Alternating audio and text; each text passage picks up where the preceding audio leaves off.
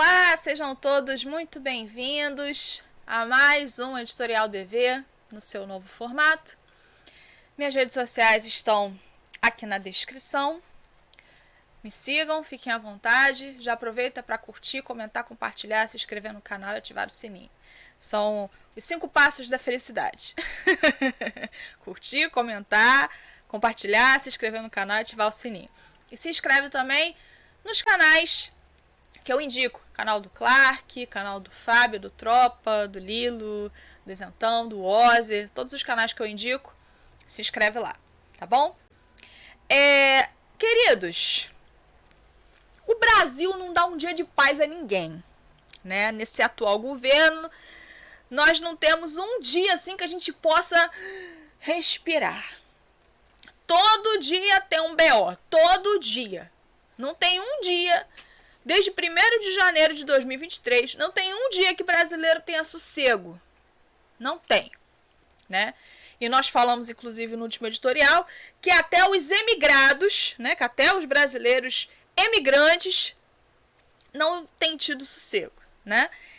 E hoje, antes da gente falar do assunto principal, que é o assunto do Twitter, eu quero falar sobre a defesa. Eu tô rindo, mas é de nervoso. A defesa de Lula, né, ante mulheres agredidas. Em especial, sua nora. Todo mundo ficou sabendo, né, do que aconteceu com a nora do Lula, ex-nora do Lula, né, o filho do Lula a agrediu, ela confirmou isso mais de uma vez, inclusive, disse que ela era agredida com cotoveladas na barriga, fez boletim de ocorrência, entre outras coisas.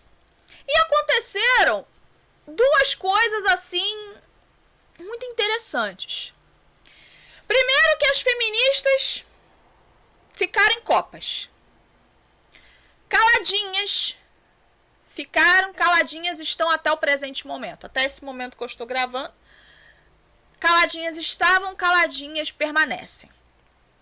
O negócio do mexeu com uma, mexeu com todas, porém depende, né? Mexeu com uma, mexeu com todas, porém depende. A Globo não deu um ai. Globo News, CNN, ninguém deu um ai. Natuzaneri, quietinha. Daniela Lima, que é a lustradora de sapato Hermes, né? Pesquisem essa marca, que eu fiquei sabendo que é o olho da cara, né? E o casal Lula da Silva adora ostentar essa marca.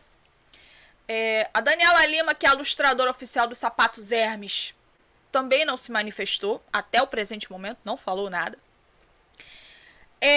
E aí eu vi, né, uma foto que a querida Renata Barreto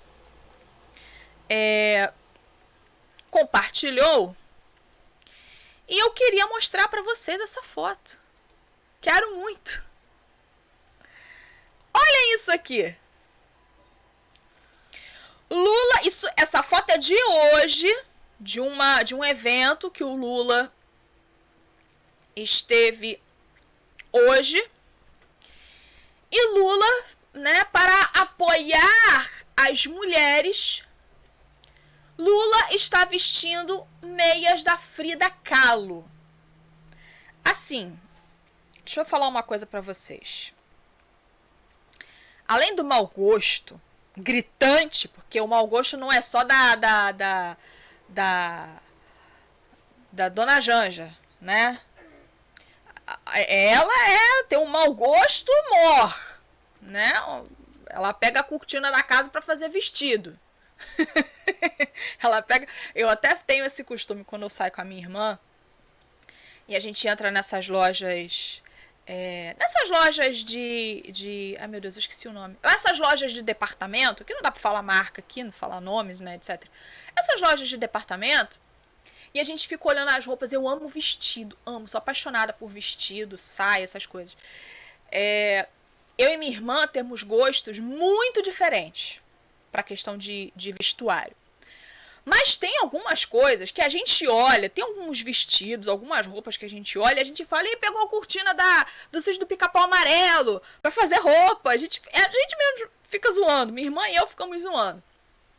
Ah, pegou a cortina da casa da avó, pegou a toalha da avó pra fazer roupa, né, e tal. A Janja faz a mesma coisa, parece que ela pega a cortina lá da Dona Benta, né, pra fazer roupa. Né? Ela pega aquela colcha de retalhos, né? De vovó, aquela colcha de retalhos. Nada contra a colcha em si. Mas parece que ela pega assim, colcha de fazenda, né? De casa grande, pra fazer retalho, pra fazer roupa, pra fazer vestido, que ela tem um mau gosto desgraçado, essa mulher, gente, pelo amor de Deus. E ela parece que transmitiu esse mau gosto pro Lula. Né, que o Lula com essa meia da Frida Kahlo. Mas o que me chama a atenção é que assim, o Lula com a meia da Frida Kahlo para homenagear as mulheres. Ele não falou um ai até o presente momento para defender sua nora.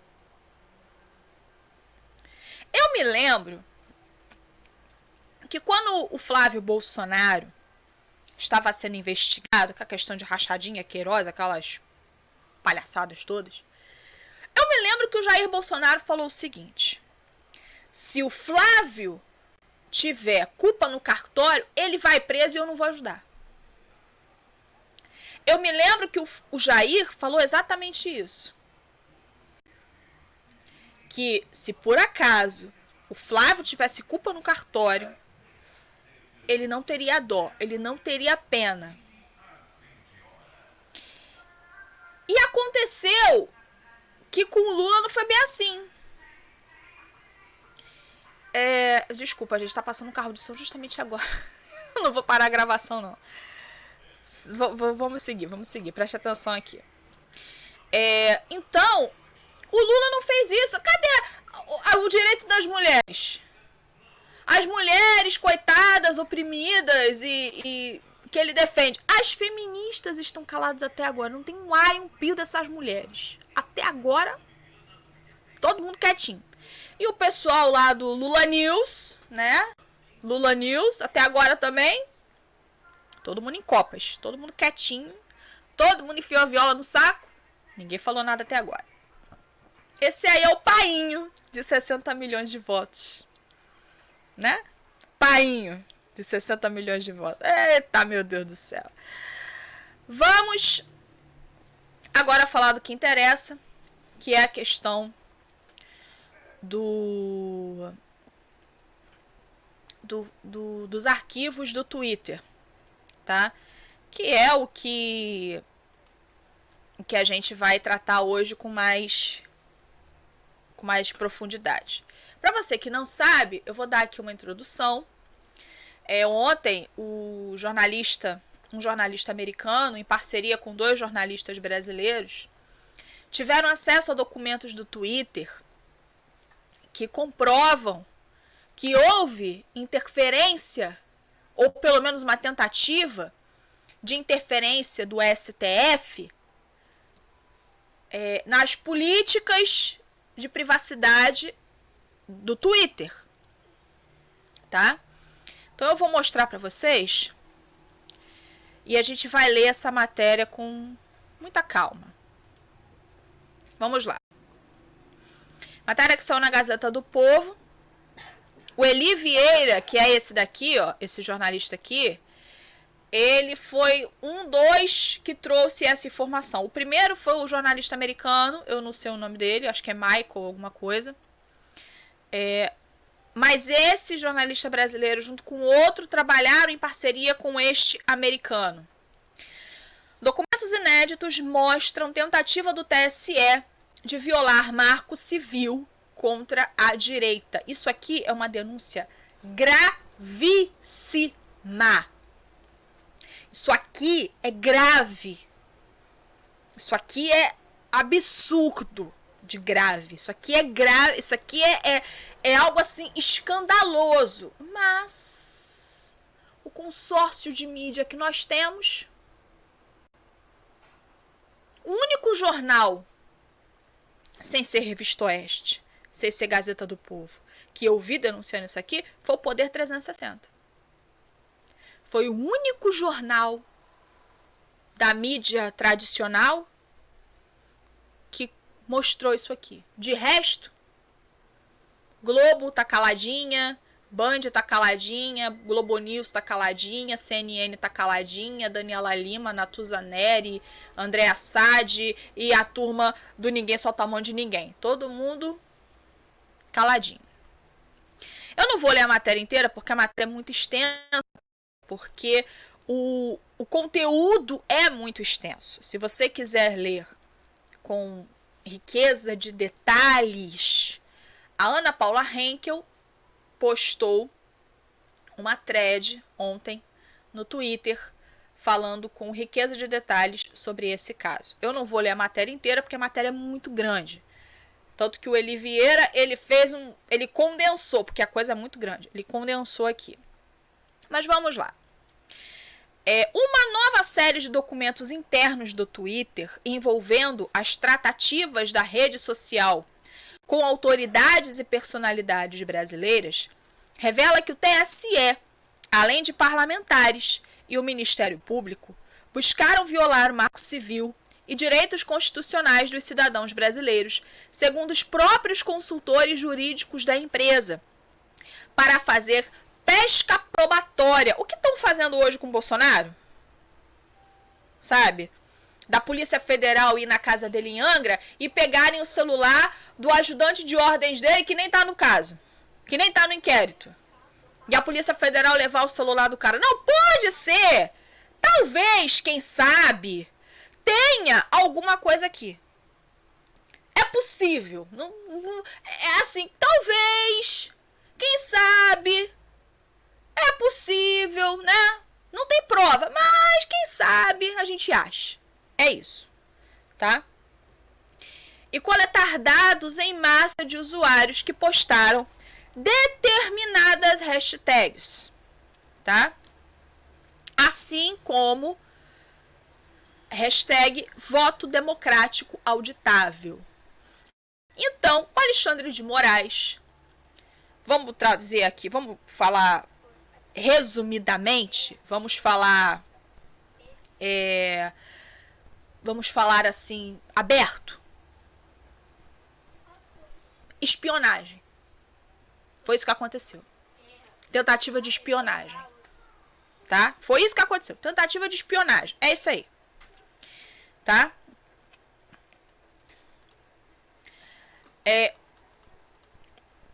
Os arquivos começam no contexto da CPI das fake news. Rafael Batista, então conselheiro jurídico sênior do Twitter para a América Latina, informa aos colegas em mensagem de fevereiro daquele ano, fevereiro de 2020, não tinha nem chegado a pandemia ainda, que membros da CPI, deputados, membros da CPI são os deputados, buscavam conteúdo de mensagens privadas trocadas por usuários da rede social. Não era assim, postagem aberta, era DM. Eles queriam saber o que tinha na DM, no direct, no privado dessas pessoas. Além de registros de login, queriam saber a senha. A senha dessas pessoas. A equipe jurídica da rede social resistiu porque as demandas não atendem às exigências legais do Marco Civil para a coleta de dados, segundo Rafael Batista. Quase um ano depois, em janeiro de 21, o conselheiro informou, Rafael Batista, que ele estava sob investigação do MP. Um ano depois, olha só, CPI das fake news, aquela palhaçada toda, e ele que era do jurídico do Twitter disse assim, eu não vou dar essas informações a vocês. Eu não vou dar informação de login, de senha, de mensagem privada, porque Isso é impossível, isso não existe. O Marco Civil, a legislação brasileira não permite, isso é abuso, isso é espionagem, isso é uma afronta contra a privacidade. E aí o que ele recebeu de presente? Uma investigação. Foi investigado pelo Ministério Público por suposto crime de desobediência por não liberar dados dos usuários. Quer dizer, existe uma lei, o Marco Civil da Internet. O Marco Civil da Internet não permite que esse tipo de informação de login, mensagem privada, etc., seja divulgada, seja dada a quem quer que seja. Aí o Ministério Público passou a investigá-lo por suposto crime de desobediência. Quem está a favor da lei e quem está contra a lei? Me expliquem. Porque a lei diz que não pode dar. Aí queriam que o Rafael desse. Ele não deu, porque ele falou, a lei não permite. Aí ele começou a ser investigado por desobediência. Mas desobediência a quem? Não é a lei. Não é desobediência à lei. O promotor teria dito, que a atitude do Twitter era isolada, porque todas as outras empresas grandes de tecnologia, tais como Google, Facebook, Uber, WhatsApp e Instagram, fornecem dados de registros e números de telefone sem ordem judicial. A autoridade teria alegado que a justificação do Twitter para não dar números de telefone e endereços de e-mail era absurda. Batista explicou que esses dados só poderiam ser fornecidos mediante ordem judicial, o que aconteceu mais tarde com as ordens do TSE. No mês seguinte, fevereiro de 21, Batista relatou que depois no Ministério Público e disse que, desde que o Twitter havia aberto escritório no Brasil em 2012, foi a primeira vez que uma investigação criminal foi aberta contra um funcionário por alegada desobediência. Alegada desobediência. Vamos lá. Em março de 21, Rafael Batista comemorou que um juiz rejeitou as exigências do MP, determinando que o órgão cessasse suas atividades contra o Twitter e seus funcionários. Então, alguém do judiciário, um juiz lúcido, né, que conhece de fato leis, disse, não, peraí, isso aqui é um absurdo. O MP não vai continuar te perseguindo, não vai continuar perseguindo você nem a empresa, porque isso aqui é um absurdo. Então, vamos parar e mandou cessar. E o Rafael Batista ficou aliviado. A decisão teria dado uma reprimenda no promotor por forçar a obediência através de uma obrigação inexistente, sem clareza de propósito da investigação criminal e por tentar buscar informações privadas protegidas pela Constituição. Regina Lima, na época, também uma consultora jurídica sênior, comentou que, infelizmente, estamos vivendo tempos estranhos no Brasil. Isso em 2021.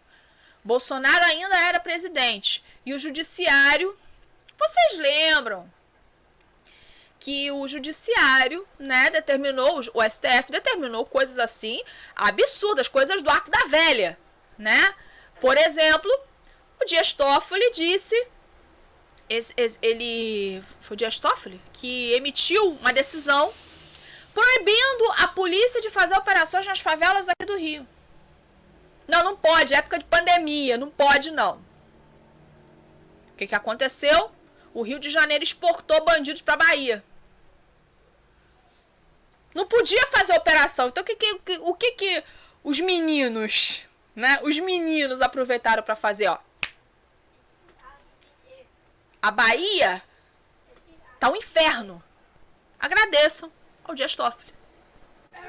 Porque se a polícia civil e militar do Rio de Janeiro tivesse tido condições de trabalhar, isso não teria acontecido.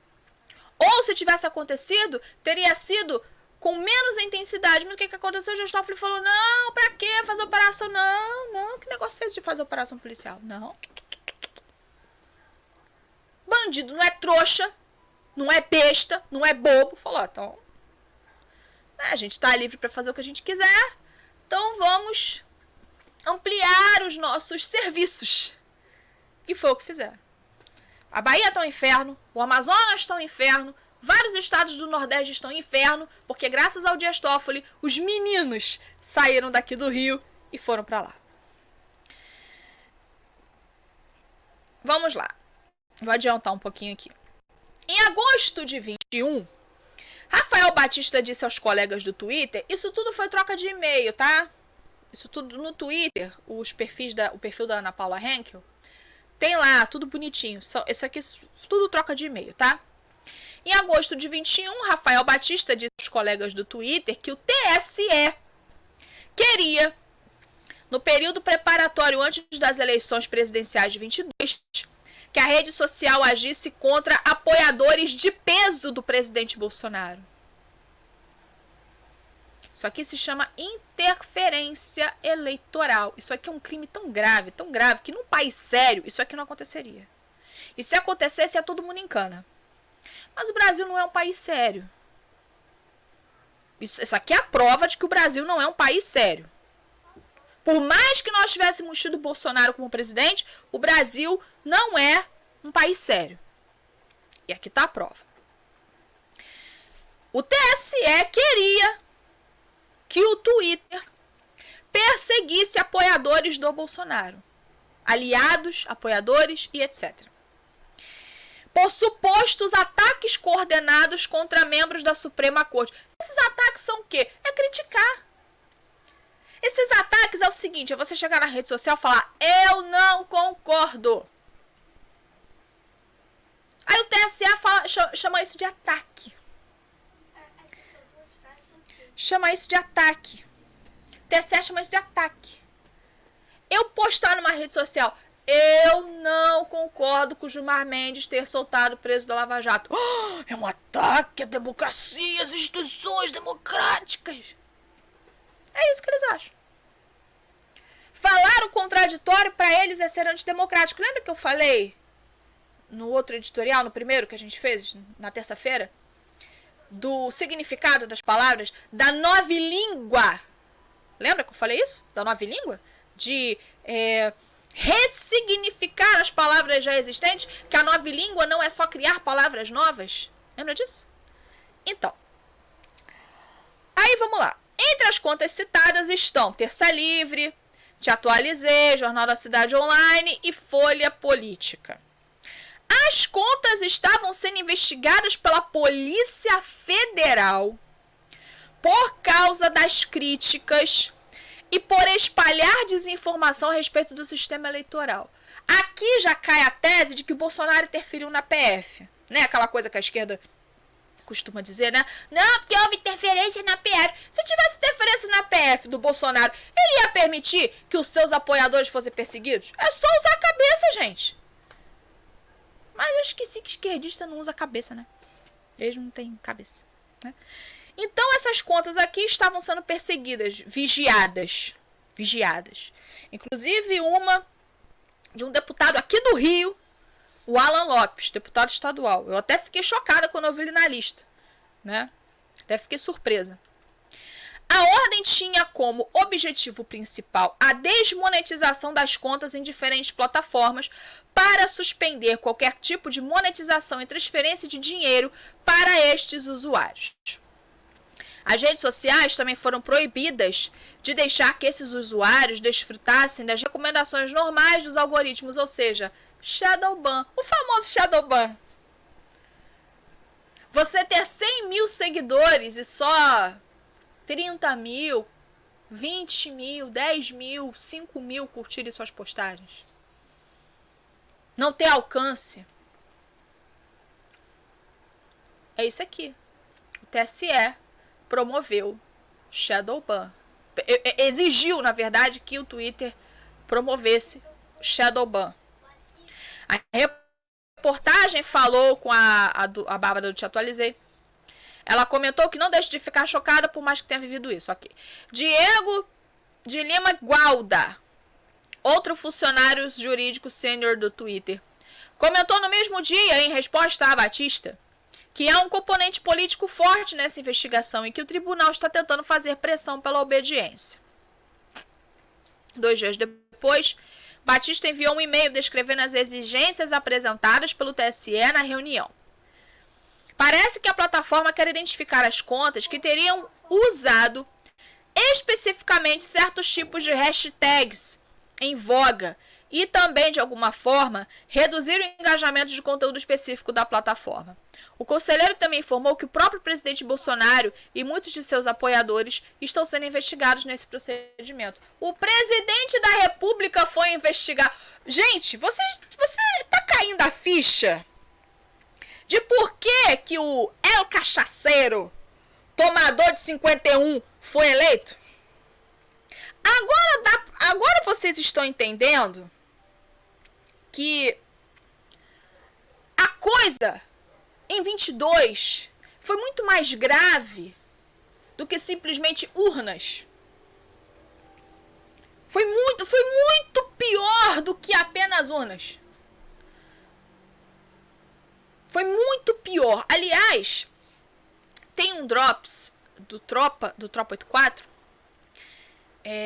O Drops de semana passada, eu vou deixar o link. Vai lá nos canais que eu indico no canal do Tropa. É o Drops de semana passada, que eles falam da interferência de um podcast. Eles comentam sobre um podcast do Jornal Globo, do G1, que tem lá a Natuzaneri, né? Conversando com outro jornalista, dizendo como que aconteceu a interferência americana nas eleições brasileiras. Como que isso se deu? Então você vai encaixando assim as peças, né? Você vai pegando uma peça aqui, uma peça ali, uma peça lá, vai montando e você forma um quebra-cabeça. Aí você começa a entender, caraca. Aí você olha e você fala assim, meu Deus, como pode isso ter acontecido? Mas aconteceu. Então, vamos dizer assim, nós já éramos Venezuela e não sabíamos. Porque esse tipo de coisa só acontece em ditadura. Nós já éramos Venezuela sem saber. Vamos lá. Em 25 de outubro de 21, Batista relatou uma ordem judicial adicional pelo rastreio e revelação de dados de usuários que postaram hashtags específicas. Ele informou que mais uma vez o Twitter resistiria porque a decisão não cobre minimamente as exigências do Marco Civil. Além disso, o TSE não apresentou provas da ilegalidade. O e-mail também menciona o caso de Fernando Francischini, que teve seu mandato de deputado estadual cassado pelo TSE em 21, por ter feito uma live no dia da eleição em 2018, que denunciava suposta fraude nas caixinhas mágicas. Aí, chegando no ano eleitoral de 22, um e-mail de Diego Lima relata mais reuniões com o TSE. Pressão. O tempo todo o TSE pressionando. O tempo inteiro. TSE, Barroso, o iluminista, filhotinho de Robespierre. Se não fizer o que eu mando, vai para a guilhotina. O tempo todo pressionando. O conselho jurídico que se encontrou com o juiz, referindo-se possivelmente a Alexandre de Moraes ou a Luiz Roberto Barroso, à época presidente do TSE. Ele expressou surpresa por encontrar na reunião a Polícia Federal e membros técnicos do TSE à frente da investigação de fake news. Investigação de um crime que não existe. Porque não existe isso na nossa legislação. Já vamos começar por aí. Mas o tom geral foi positivo. O documento mostra que o TSE continuava pressionando Robespierre, né? Robespierre, não faça, se não fizer o que eu mando, vai para a guilhotina, para encontrar a identidade da pessoa que iniciou uma hashtag através do IP, informação que o Twitter não conseguia fornecer. Vamos lá. O tribunal se justificou dizendo que essas são circunstâncias excepcionais. A Corte Eleitoral também queria usar o Twitter como uma espécie de máquina de premonição de cometimento de crimes. A Corte está tentando antecipar atividades ilegais em potencial. O Fábio, o Fábio Click-Time, ele já se falou várias vezes sobre isso aqui, citando o filme do Tom Cruise, Minority Report. Que é você antecipar. É o famoso crime de pensamento que tem no 1984. É o crime de pensamento. Tá? Quem já viu o filme ou já leu o livro vai saber o que eu tô falando. É o famoso crime de pensamento. Tá? Só existia no livro do George Orwell e agora está aí na nossa realidade. Outro e-mail de Diego Gualda, 2 meses depois, relata que a PF estava sendo pressionada pelo TSE para entregar resultados palpáveis para essa investigação. Ou seja, a Polícia Federal estava sendo pressionada pelo TSE. Em outro e-mail de março de 22, Diego Gualda detalhou mais uma ordem do TSE o tempo todo. Sob ameaça diária de 50 mil, caso não cumprisse uma semana, o Twitter tinha que detalhar estatísticas das hashtags voto impresso não e voto democrático auditável. E Barroso na cadeia. Além disso, a rede foi obrigada a produzir uma planilha com dados de usuários, inclusive IPs, que tinham usado a hashtag a favor dos recibos durante o dia 27 de julho de 21, além de informações de acesso da suposta primeiro usuário usar a hashtag. As ameaças de multas exorbitantes se fizeram mais presentes quando Moraes assumiu a presidência. Né? Quando saiu o iluminista e entrou o bruxo, né, o Aleister Crowley, aí a coisa ficou pior, né? Porque bruxo faz bruxaria, né? Eu não sei o que é pior, mandar pra guilhotina ou fazer a bruxaria, eu não sei o que é pior. Naquele mês, agosto de 22, uma conselheira jurídica relatou mais uma ordem judicial do TSE para identificar indivíduos e grupos por trás de uma coordenação e potencial de esforços para atacar as instituições e o sistema eleitoral em diferentes plataformas. O próprio presidente Bolsonaro é investigado. Isso aqui é uma vergonha. O próprio Bolsonaro foi investigado. O próprio presidente, sem ele saber, ele não teve direito de saber disso aqui. Ele foi investigado. Espionado, melhor dizendo. Espionado. Porque o investigado tem que saber que está sendo investigado. O espionado não sabe.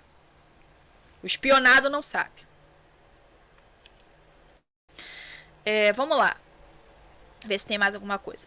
31 de outubro, um dia após a derrota de Bolsonaro, o TSE emitiu mais ordens, mesmo depois que o Bolsonaro perdeu. O TSE emitiu mais ordens contra as contas dos deputados federais Carla Zambelli e Marcel Van Hatten, por suposta desinformação. Agora o caso do Marcel Van Hatten é pior ainda. Porque o que acontece? O caso do Marcel Van Hatten é pior ainda, porque nessa época a gente sabe que algumas contas do Twitter foram suspensas, né? Por um tempo, do Nicolas Ferreira e de outros deputados que agora eu não estou lembrada. E aí, parece que o Lira tinha pedido ao Alexandre de Moraes para restabelecer as contas, depois que tinha acabado a eleição.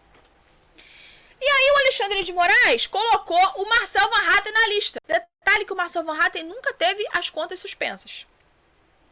E pior, botou assim, se ele voltar a cometer crime, vai pagar uma multa de XXX. Mas como assim? O caso do Marcel Van Hatten ainda é mais crítico. Ainda é mais cabuloso, escabroso, né? Aqui tá falando já da CPI do Covid, né? E CPI do Covid não vou entrar porque é um caso à parte a CPI do Covid, porque a CPI do Covid foi a gente sabe descaradamente que ela foi utilizada para prejudicar o Bolsonaro. O Helder Barbalho, que toda vez eu vou trazer, toda vez que se falar de Covid, de desvio de verba, eu vou lembrar do caso do Helder Barbalho, governador do Pará, que comprou respiradores pelo preço de R$128 mil e nenhum respirador funcionou. Foi a compra mais cara do país. Tá? Gleisi Hoffmann, sempre ela, a amante. Será que ela já era amante do Lindenberg? Nessa época? 31 de maio de 21, Batista relata que a dona Glaze, Narizinho, buscou silenciar ataques contra sua honra no Twitter. Ela estava buscando dados privados de contas e a remoção de alguns tweets. Fernando Capês, ex-deputado estadual, é mencionado no mesmo e-mail. Ele era secretário de Defesa do Consumidor do governo João Dória. Em resposta a comentários a respeito de quando a Justiça Federal de São Paulo bloqueou 24 milhões de sua conta por causa de supostos desvios de recursos da merenda escolar, o político obteve uma ordem judicial para desmascarar várias contas e derrubar publicações. A dona Djamila Ribeiro foi mais longe. Ela alegou que o Twitter acaba lucrando toda vez que seu nome entra para os temas mais debatidos do dia, mesmo quando se trata de ataques de cunho racista. Sua representação no MP pedia para que a rede social implementasse monitoramento permanente nos trending topics em nome da proteção das mulheres negras. Esses ativistas são piores, gente, pelo amor de Deus. Aí o Rafael Batista, considerou a reclamação de Djamila legítima, mas que os pedidos são irrazoáveis. A equipe técnica do Twitter considerou que o processo era muito sensível do ponto de vista da reputação. Vamos adiantar, tem muita coisa. Vou falar do Alan dos Santos, tá? Outra mensagem do consultor jurídico sênior do Twitter trata das sanções impostas ao Alan dos Santos. Batista contou que conversou sobre o Alan dos Santos com o chefe de segurança do Twitter na época, um dos responsáveis pelo banimento da conta de Donald Trump. O Alan teria cometido violações ou quase violações repetidas das regras da rede social, operando em má fé. Todas as contas pertencentes a Alan dos Santos são de extrema-direita, opinou Batista, comparando o jornalista ao influenciador americano Alex Jones, condenado na justiça por alegar que o ataque de um atirador na escola Sandy Hook foi encenado. Eles fazem essa comparação do Alan dos Santos com o Alex Jones, né? E eu gosto muito do Alex Jones, né? Sou muito fã do Alex Jones. Mas é engraçado que o Batista, o Rafael Batista, esse que faz a denúncia, fala assim: todas as contas pertencentes a Alan dos Santos são de extrema direita. Ele tá meio que justificando, tipo assim, não, a do Alan pode banir porque é de extrema direita. Então, extrema direita, ele é muito igualzinho ao Alex Jones, então silencia ele. Meio isso que ele tá falando.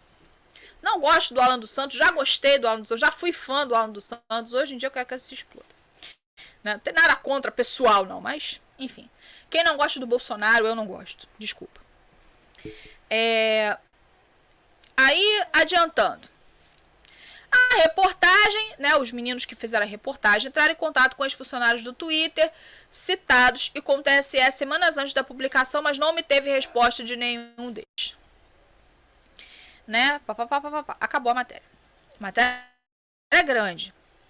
Resumo da ópera, né? Resumo da ópera. Houve intervenção, tentativa de espionagem por parte do TSE no Twitter. Houve tentativa de espionagem. Eu tô dizendo tentativa porque o Twitter não cedeu a essas tratativas e eles fizeram tudo por meio de ordem judicial. Inclusive a perseguição à Jovem Pan foi dessa forma. A perseguição que houve contra a Jovem Pan, ela aconteceu assim, via TSE. Aí a gente começa a encaixar as peças do quebra-cabeça. E aí a gente chega a essa conclusão de que a eleição de 2022 foi a mais tumultuada da história da nossa república E foi a eleição mais suja. A mais suja, a mais podre que já aconteceu. Desde a instituição da República, foi a eleição mais podre que já ocorreu, infelizmente. Dani, o que a gente pode fazer? De concreto, nada. Não dá para agir contra o Moraes, não dá para processar ele. E eu tô vendo deputados dizendo assim, não, agora a gente tem que implementar a CPI do abuso de autoridade. Eu vi o Marcel Van Hatten dizendo isso, eu tomei um susto. Eu falei, não é possível que o Marcel, a essa altura da vida, acha mesmo que dá para colocar judicialmente o Moraes na parede. Eu queria entender a cabeça do Marcel. Sinceramente, eu não entendo. Eu não entendo. O que dá para os deputados, o que dá para eles fazerem? Denúncias internacionais. Jogar para fora. Isso aí eles podem fazer. É legítimo, é interessante, é certo, é correto. Eles têm que fazer, eles têm que botar a boca no mundo e falar o que está acontecendo aqui. Agora, o que nós temos que fazer? O que nós podemos fazer? Aquele bendito trabalho de formiguinha. No boca a boca, um por um. Pega essa matéria, espalha. Pega essa matéria e compartilha. Mostra, fala, pô, você não acha que isso aqui é estranho? Você não acha que isso aqui é esquisito? Porque olha só, a mídia tradicional não tá falando nada. É nosso papel falar. A mídia tradicional tá boca de siri, ninguém fala nada. Então é nosso papel colocar a boca no mundo. É nosso papel espalhar. É nosso papel dizer o que está acontecendo. Para o nosso grupo da igreja, para o nosso grupo de trabalho, para o nosso grupo, aonde a gente está na família. É assim que a gente vai conseguir. Não esperem uma ação contra Alexandre de Moraes. Isso não vai acontecer. Agora, quanto mais consciente a população, o afegão médio, quanto mais consciente o afegão médio estiver, melhor. Quanto mais consciente o afegão médio estiver, melhor. São essas pessoas que a gente tem que conscientizar. São essas pessoas. São essas pessoas que a gente tem que conscientizar. Tá? Muito bem, pessoal. Era isso. Vou ficando por aqui. Me sigam aí nas redes sociais. Meus links estão todos aí na descrição. E se inscrevam nos canais que eu indico. Lembrando que dia 11 de abril é meu aniversário. Vai ter sorteio lá no Instagram desse livro aqui do Tomás de Kempis, Imitação de Cristo. Tá bom? O sorteio vai ser dia 11 de abril, meu aniversário, às 18 horas lá no Instagram. Tá bom? É isso aí, pessoal. Um abraço a todos. Fiquem com Deus. Até a próxima. Um ótimo final de semana para vocês. Tchau, tchau.